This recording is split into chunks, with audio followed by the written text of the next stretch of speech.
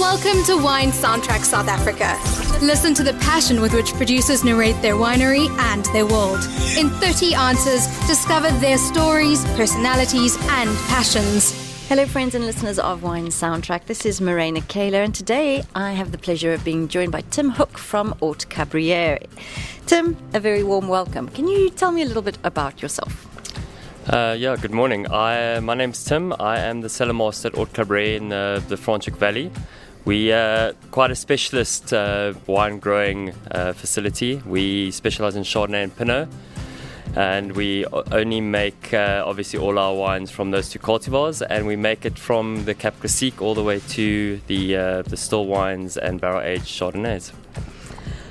I must say, you are one of those iconic wineries set in the Franschhoek kind of hills with the most spectacular views. And here where we're sitting right now, looking through the glass box, which is your restaurant, it's really something spectacular.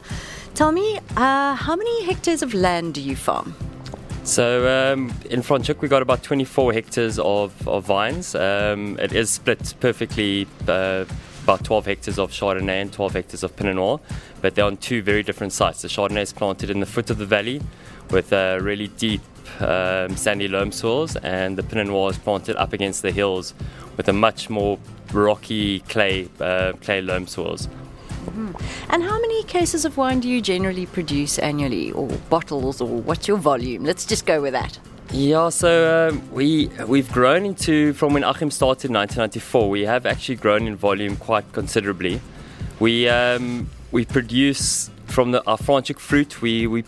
I work in tons or in litres, so we're sitting at about 200,000 litres. We process about 350 tons through the winery, but we have got a couple of bigger SKUs like the Tranquil, the Piedmont Tranquil, that we have to outsource because of the volume. Grapes from Robertson, Bonneville, Breda Kloof. And those volumes are a lot bigger than our Franschhoek fruit. You mentioned Achim, the farm is family owned. What's the history? Yeah, so Achim's one of those very colourful characters of the wine industry. I think they definitely broke the mould when he was born. He started his career as a cellar master at Boschendal, and he was actually number 2 in South Africa behind Simon Sig to make a Cabriere.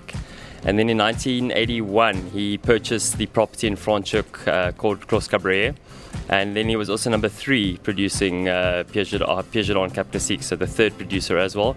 And Cabriere or Piedmont was the first Cabriere that specialized in only using Chardonnay and Pinot for the bubbly production. It was obviously before then, Simon Sig would add a bit of Chenin Blanc. Achim also used a myriad of cultivars at Boschendal.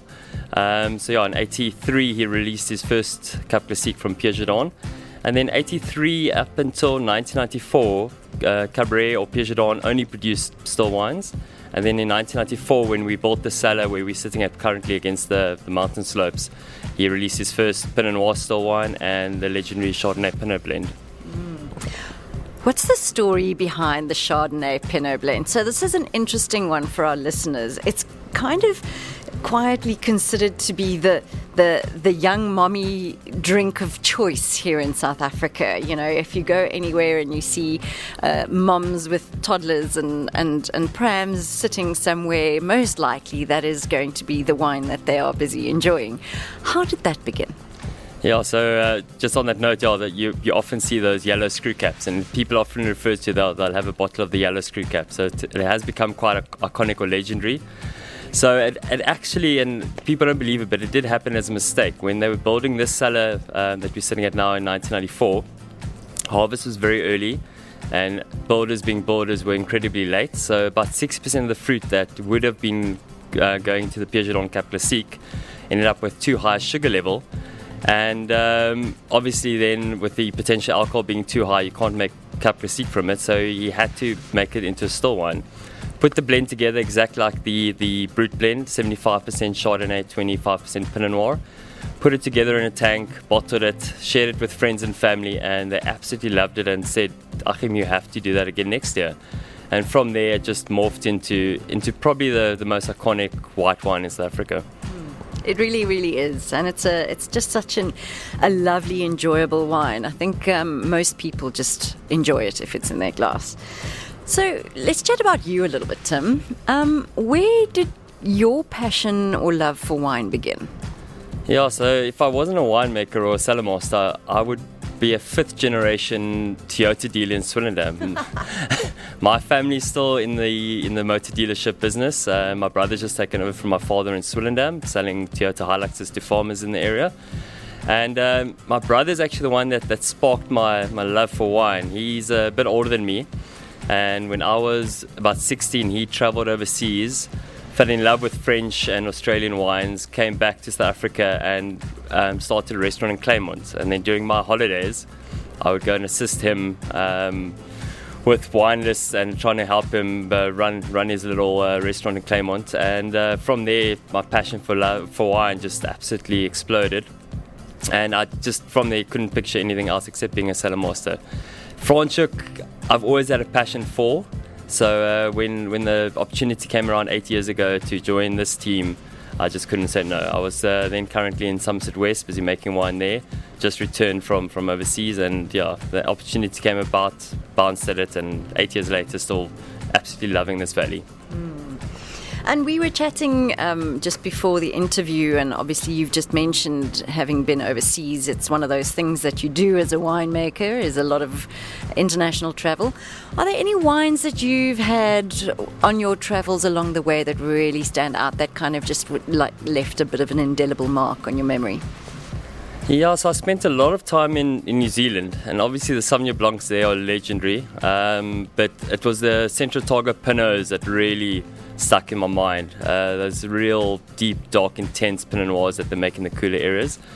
So that's sort of something that we always have in the back of mind when we're doing blends and barrel selections and picking dates. And then obviously I've been lucky enough to travel to Burgundy, and on my most recent trip I was having a dinner with the owner of France Frere Cooperage, and he opened a 2009 La Touche, Domaine Romani Conti, and that sort of opens up your imagination for what Pinot really can do. So I think my passion grape, my real the goal to strive towards making, it's impossible, but the perfect wine is always, Pinot Noir is always in the back of your head. But Chardonnay is such a versatile grape, so I absolutely love working with that as well, and been lucky enough to taste some amazing Chardonnays as well. Oh my word, I'm salivating. What is the most expensive bottle produced here at Haute Cabrière? So 2017 we started our Haute collection, so it's basically top tier wines, and it's all single vineyard, old vineyard wines, and we also specialize in different fermentation vessels. So we do a 1983, so it's the second oldest Chardonnay vineyard in South Africa, single vineyard Chardonnay, and it's 100% fermented, aged in amphora, which is a terracotta pot handmade in Italy. Only 450 litres, so we only bottle about 600 bottles a year, and that retails for 490 Rand a bottle. But I call it a geeky wine. It's amazing to see what the amphora does to quite a big Chardonnay. But it's also, we make a very similar wine with 6% Chardonnay, 6% barrel, 40% amphora, and it's quite nice to see the difference between the barrel and amphora and then the straight amphora. So it's a real geek wine. It's one of our passion projects here. It's nice to have something like that to play with and just explore, for sure. And where are Haute Cabrière's wines found internationally, in which markets? So you won't believe it, we're actually 93% local. So 93% of our wines are responsibly drunk in South Africa. The 7% to 8% that we do export is majority the UK. We've got a great distributor there called Hard to Find Wines. And the Van Arnhem family, Zoe, one of the daughters, married to a gentleman called Koen in Belgium. So a large percentage of our wines head that way as well. They got a little distribution company there. And then we've got a couple of good businesses or companies working for us in Sweden and in Germany. So those are probably our 4 biggest markets. So a fairly wide footprint, especially in Europe. Yeah. So I know it's not fair to ask a winemaker which is his favorite child. However, if you had to go into the cellar right now, is there one of the wines that is just giving you a little bit of joy, where you kind of think, oh, I really can't wait to taste a next bit of wine from that barrel or tank or whatever the case may be? Yeah, so I alluded to earlier, I think Pinot Noir is always, it's the naughty child, but the one you love the most. I mentioned also the Haute collection that we do. So I do a single vineyard Haute collection Pinot Noir as well. It's a high density vineyard, so it's 1 by 1 meter planting, and it's only 0.8 of a hectare. So we only make about 2,500 bottles a year of that. And every year I look forward to first picking it because it takes forever to ripen. It's probably the last block of Pinot that comes into the cellar, but then it just evolves so slowly and so beautifully in the barrel. Every time you taste it, there's something new and something exciting about it. So yeah, the Haute collection Pinot Noir is definitely the love child in the cellar. Ah, the love child. I like that. So tell me, do you have an opinion on wine critics or competitions or ratings, anything like that? Is there a place? Yeah, it's a very interesting question. Obviously, with the platter results that came out now last week, it's been a talking point in the groups for a while now. There's definitely, I think it's great. I think the industry needs it. Wine critics we definitely need. And I think the wine critics are different nowadays. I mean, the Tim Atkins and the Jamie Goods are doing such a great job to lift the profile of South African wines and South African regions that we need them more than they need us. It's absolutely amazing. But competitions are really hard. I don't think Cabriere we don't strive to make a competition wine. We want our wines to be enjoyed in your glass. We make accessible, beautiful wines. But it is great to get that 5-star platter or that double gold varietals. So it does change your mindset a little bit in the cellar if you are looking to make a competition wine. So it has been discussed a lot from management, from the wine team, when we're doing blending, benchmark tastings, what direction we should go in. But like I said, Cabriere is never focused on being a competition wine. But I think as long as you've got a good relationship with the wine critics and show them your style and the direction you're going, as long as your wines are pure and well made, they'll respect the direction that you're heading. I agree. I do agree. So tell me, South African Cup Classique, it's our answer, it's a traditional method, it's our answer to champagne. How would you say South African Cup Classique stacks up against our French counterparts? So we have been doing, in the last 5 years, Cap Classique has just exploded. We've got a great association, the Cap Classique Producers Association, headed by Peter Ferreira. They've been doing amazing work for us locally and internationally. And every year we do we wouldn't call it a benchmark, but a base wine tasting, just to help the new guys out, get consistency of quality out there as well. And I think that's the foundation's been laid now to make a really good quality Cap Classique in a bigger volume as well. There are obviously some guys that only make a barrel or two or a tank or two of Cap Classique, but there are some big producers now that are making high quality wine. So no, we've really in the last 5 years done some amazing stuff. And I think the French or internationally, they're waking up to see that Cap Classique is first of all very well priced, but then second of all, the level of quality has improved so much that they don't have to pay 50 or 60 euros for a bottle of proper champagne. They can pay 18 to 24 pounds or 18 to 24 euros for a great bottle of bubbly. Mm-hmm. And obviously food, everyone knows food and wine is kind of a thing, and you've got this fabulous restaurant here which I mentioned earlier.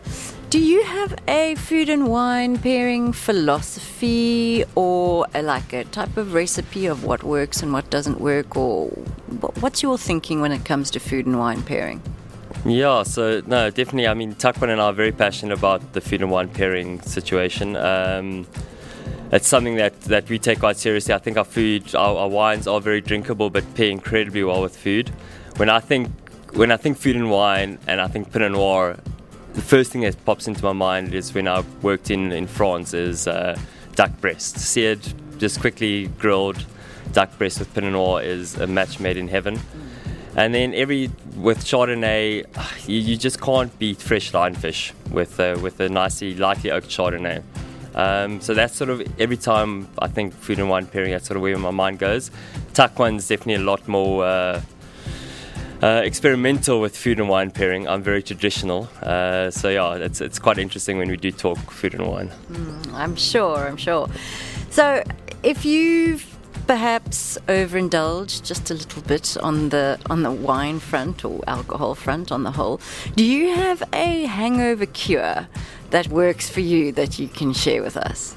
So I'm in the fortunate position when we degorge Cap Classique pretty much every day. So even if I'm feeling a bit rough in the morning, I have to sign off the degorging run. So a little half a glass of Cap Classique straight from the degorging line, just to make sure all the quality is there and all the sugar levels are right, sorts you out very, very quickly. So trust me, a glass of bubbly in the morning is the key. I can work with that, definitely. So do you have any good luck rituals or anything that you do in the cellar during harvest or when harvest is about to start, something that's kind of special for you or you and your team, anything like that? Clean the whole cellar. That's a very good so when we come in on we start the first week in January because harvest is obviously very early, but we do a proper clean. And when you stand back and all the tanks are shiny and floors are clean, that's sort of, I think then the team knows that we're ready to rock and roll. And then obviously when the grape sampling come in and the first samples, I get the whole team in. We crush the grapes, we check the sugars, and we start tasting. And then normally first off we do the whole farm, all 22 blocks, and get it in. And then we sort of already discuss what direction, what sugar levels first of all we want them at, pH as an analysis, but then also where we view this block will end up at the end of the year when it goes into bottle. So that's sort of the starting point. Then we all have a direction that we're going in, and then in your mind you sort of exactly know where you're finishing in December and you work towards that goal. Okay, so if you could read the sediment in the bottom of a red wine glass in a similar way that a mystic would read tea leaves in the bottom of a cup, what do you think that sediment would tell you about what the future holds? Oh, interesting. So I think the last 3 years coming through the ugly C word has changed our view of how we manage the cellar, manage funds, manage bottlings. So I think the next 2 years, especially the next 6 months, but the next 2 years is going to be absolutely amazing for the industry, for the South African wine industry. I think we only heading in one way, and that's up. So I think if my little tea leaves or my little sediment is definitely pointing in the right direction, I think we went for a bumper 2 years. The harvest is looking great as well. So in about 6 to 8 weeks we'll probably start harvesting, and future's looking bright for SA wine industry. I agree, I really do. So you mentioned that your family has a background in Toyota dealerships and selling of Toyotas, but when you were a little boy, what did you want to be? Yeah, so I've always been, hence the reason why going into winemaking as well, but I've always been a very hands-on, outside kind of guy. And I think many kids have the dream, but to be a game ranger or a nature conservationist, up until about 12 or 13, that was the dream. I used to love going to game parks and nature reserves with my family. But obviously, only a certain select few can head down that direction as well. And then rugby took over, and I thought maybe I can be a professional rugby player, but luckily I'm way too small for that nowadays. But game ranger, nature conservation was definitely my passion when I was younger. It's the most interesting thing, and I say it every time, but the amount of winemakers who say that, it's astonishing. It's really bizarre. So, when you're not working, what do you do in your free time? So I'm obviously married. I've got a little 6-year-old daughter, so she keeps us incredibly busy. But my other passion out of wine is cycling. So I do enjoy a good mountain bike ride, and my wife's quite a big runner. So I try, if we get a babysitter or the uncle's around, we quickly zip out for a quick trail run. But anything out in nature. I do a bit of fishing as well. Love that. And then just spending time with my daughter. And music? Are you into music? Is there any genre or style of artist that you're particularly into? I'm quite flexible, I must admit, with music style. My wife pretty much thinks I'm still stuck in my naughty teenager years with my music, so I do like to listen to the old Nirvana, Metallica, the good bands from the good old days. And then Takwan obviously is big into rock, so I'm very flexible when it comes to music. But if I'm on the indoor trainer in my garage, busy cycling early in the morning, it normally is back in the 1990s rock style music. So. And in terms of movies, are there any movies, like a top couple of movies that you just always can watch again and just feel the vibe all over again? Yeah. So again, like my music style, I think I'm still very much stuck in the good old classic 1990s action movies. I'm again super flexible. I will watch a romantic comedy with my wife, but never by myself. More action driven. Something like a Top Gun, just switch off and enjoy the action sort of style is definitely my way to go. Fair enough. And in terms of sports teams, do you support any sports teams or individuals particularly? So obviously the mountain biking comes in, so individuals, someone like the Greg Minner on the downhill mountain biking scene, Nina Schurter cross country, so that's one of my big passions. Rugby, having played rugby in high school and a bit during varsity days, rugby is obviously huge, so Stormers in the Western Cape. I don't understand anyone that can shout for any other team if you're living in the Western Cape. And obviously the Springboks, who tomorrow will be playing the UK, the English side. Springboks I'll always shout for. So yeah, soccer, I've never really got a passion for that. I think if you play a sport when you're younger, you sort of automatically drift towards those sports. And then cricket, struggling to support them nowadays. Again, when it was a different team back in the 90s. But yeah, rugby is definitely high up on the agenda. Fair enough. Oh, let's see how tomorrow's game goes. What would you say was one of the best pieces of advice you've ever received? Jeepers. That's a good question. The advice probably came from Takwan, but it's a bit... I'll try and edit it down. It's very much on wine style and wine philosophy.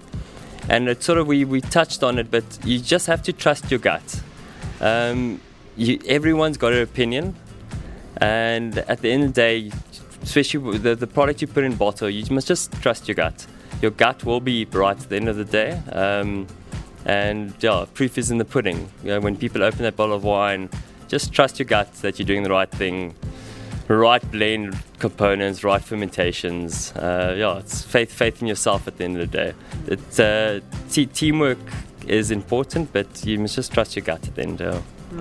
I think, trusting your gut is a very, very good piece of advice. So if a VIP were photographed, paparazzi'd at some famous restaurant with one of your wines on the table, which wine is on the table and who is the VIP? Definitely our 2017 Blanc de Blanc. It's all wine of origin Franschhoek, minimum dosage, so almost zero dosage. Drinking amazing at the moment.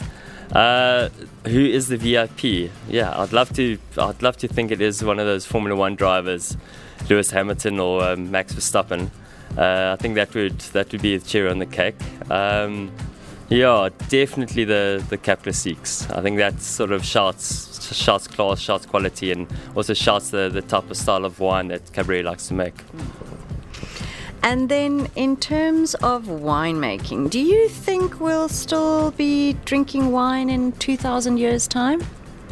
No, for sure. I think it's probably one of the oldest professions in the world. Guys making alcohol out of fruits and grapes growing. So no, I don't think it's anything that will ever fade away. It's also you definitely can't mechanize winemaking. It's a skill, it's an art form. So I think it's definitely something that's going to be around for a long, long time. I'll agree with you on the art form. I really do think it is an art. Truly it is. So if you could have dinner and share a bottle or two of wine with anyone, dead or alive, who would you choose? Yeah, so the quick answer is obviously Nelson Mandela. I think a proper iconic figure in South Africa, and I'd love to pick his brains a bit, and just that sense of just neutrality and sense of forgiveness. I think everyone can learn from that. Do I need to give more than one? No, you can. If you want. No. I think Nelson Mandela is the iconic answer, the correct answer. I think, especially where we are in South Africa now, I think if everyone takes on a little bit of Nelson Mandela's personality, I think we'll go far away. I think that would be lovely if everyone could just adopt that philosophy of life. Name 3 wines you would take with you to a deserted island. Any 3 wines in the world. Yeah, so definitely my old collection Pinot Noir. 2020, it's drinking amazingly now. I mentioned it as well earlier, but a bottle of Domaine Romani Conti, just for that. Maybe I'll save it for my last night on Earth on that island, just before I know I'm maybe heading on, and then a really good bottle of Chardonnay. Do I need to? I'm not going to name any names now, but a good Chardonnay So those 3 wines would hit the spot. And then, is there still a winemaking area anywhere in the world that you'd really like to explore? I actually ticked one of the. I'm a big fan of volcanic swirls, volcanic wines. So I've been to Azores Islands, which has been on my bucket list for a long time. I went there in 2019. I'd love to do a little bit more south of Italy. I haven't really explored that area properly yet. And then I'd love to get over to America to go and South America to go and really understand their wine culture and philosophy. That's a very interesting region, I must agree. We're almost done. However, before we finish off, I'd like to play a little game. And the game is, I am going to give you a variety, and you need to pair it with a song or a music artist or like a genre, something that you feel represents that variety. So I'm going to start with Pinot Noir. Yeah, so definitely classical music, deep and powerful. Deep and powerful. Okay, some Beethoven, perhaps, something like that. All right, let's stick with the champagne-esque theme. What about Pinot Meunier? Ooh, Pinot Meunier. The one cultivar I've actually never worked with. I love tasting it. Never worked with it. I know it's a slow build up. It takes a long time. It buds quite late. Music to pair it to Pinot Meunier. It's a bit of a rock star in Champagne. Maybe a bit of a. I'm almost, for some reason, Britney Spears is coming into my mind. So maybe like Hit Me Baby One More Time. It's a real great blending component. Yeah, a bit of Britney Spears, I think. I really like that. I've got such a big smile on my face right now. That's brilliant. Okay, now let's go with something you don't have here on the farm, which is Sauvignon Blanc. Yeah, so Savvy. Love a good glass of Savvy. To pair it with music. Something definitely Miley Cyrus style. It's you're gonna enjoy listening to it or drinking it on the beach. Definitely a bit of Miley Cyrus. Yeah. I like that. A little bit edgy as well. Yeah. Cool. Listen, Tim, thank you so much for joining us today. Pleasure. It was an absolute pleasure chatting to you. Would you like to remind our listeners where they could find Haute Cabrière online, and if they were to come to South Africa, what they could expect to find when they visit the winery? Yeah, so we have got a very, very active wine shop. So just go on to cabriere.co.za and you can get our online shop. We have partnered with Cabriere as well to get all our wines in the UK. And then obviously Hard to Find Wines has a very active website, along with Arnhem Wines in Belgium and Klokke in Germany. When you come to Cabriere, come and sit, enjoy our view. We've got a magic view facing southwest, so setting sun. all the way down the valley, and come and enjoy our great Cabriere and still wines up here on the mountain slopes. Thank you so much, and have a nice day. Thank you. Thanks for listening to a new episode of Wine Soundtrack South Africa. For details and updates, visit our website winesoundtrack.com.